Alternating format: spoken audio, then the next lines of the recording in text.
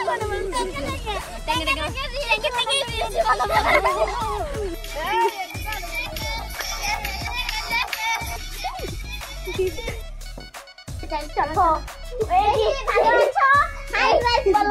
guys. আমাদের এখনি এই ব্লগটা শুরু হলো। Hi guys.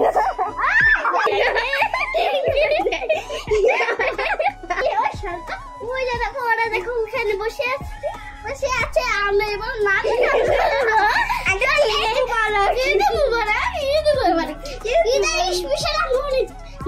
ছালা বিনিব